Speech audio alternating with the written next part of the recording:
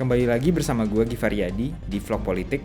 Dan karena kemarin kita udah ngebahas Malaysia, kali ini kita akan ngebahas lagi Malaysia. Atau tepatnya politisi milenial favorit kita, Syed Saddiq.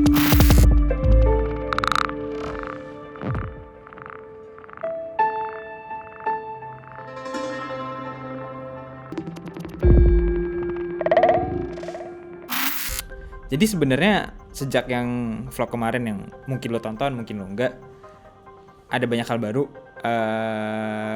Terakhir artikel yang baru gue tulis dan lo bisa baca di haluan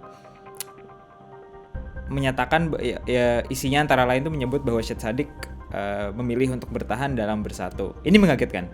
Jadi di artikel itu gue nulis bahwa Syed Saddiq dianggap sebagai harapan milenial. Itu mungkin ada benarnya, mungkin enggak. Tapi publik Malaysia emang persepsinya soal itu terbelah.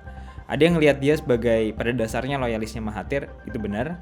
Ada juga yang ngelihat dia sebagai ya benar sih, milenial, keren, berani nolak Oxford buat maju parlemen dan seterusnya.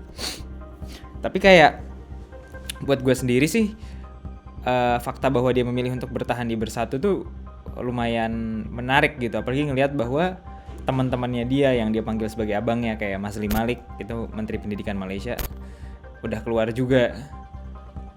Itu bikin gue kembali spekulasi bahwa sebenarnya Bersatu tuh disiapkan Mahathir buat anaknya. Kalau pernah dengar, Mukhris Mahathir namanya. Dan emang orang-orang yang di setup sebagai loyalisnya ini antara lain ya si Syed Saddiq, si Mazli gitu. Dan ketika kemudian Mazli keluar, gue ngeliat itu sebagai indikasi bahwa sebenarnya di Bersatu ini nggak sesolid itu, dan cara Mahathir untuk memfasilitasi naiknya anaknya juga nggak bisa semulus yang kita kira. Tapi soal dia sendiri sih unik, karena sebenarnya banyak yang mempertanyakan prestasi dia yang dianggap juga terbatas sih kalau boleh jujur ya. Sebagai Menpora biasa aja. Lu mungkin ingat prestasi olahraga Malaysia juga nggak naik-naik banget zaman dia. Malah yang paling dikenal gara-gara insiden dia yang dianggap kayak lebay gitu reaksinya. Pas Malaysia main di Indonesia, gue lupa tahun lalu kalau nggak salah, akhir tahun lalu.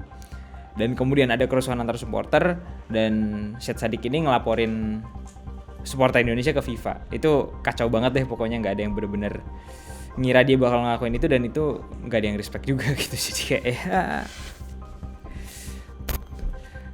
Tapi terlepas dari itu, gue rasa mengingat bahwa selama dia menjabat sebagai menteri itu biasa banget sebenarnya. Yang lebih bisa diingat adalah gimana nih lika-likunya sebenarnya sebagai politikus. Kayak gimana dia detik terakhir memilih untuk gak keluar Bersatu, gimana dia menyatakan dirinya setia sama Mahathir, pokoknya ngedukung Mahathir menjadi Perdana Menteri walaupun yang naik udah Muhyiddin. Terus kemudian setelah Muhyiddin Yassin fix jadi Perdana Menteri, setelah dilantik jadi Perdana Menteri tanggal 2 kemarin, si Syed Saddiq ini masih menegaskan bahwa pada dasarnya dia pengen bahwa sayap pemudanya ini memaksa Muhyiddin untuk meneruskan persidangan atas Najib Razak dan kroni-kroninya yang lumayan banyak. Tuh. Selain daripada itu sih nggak banyak yang bisa diomongin. Kita masih bisa menunggu kiprahnya. Itu aja untuk vlog kali ini. Sekian dari Total Politik.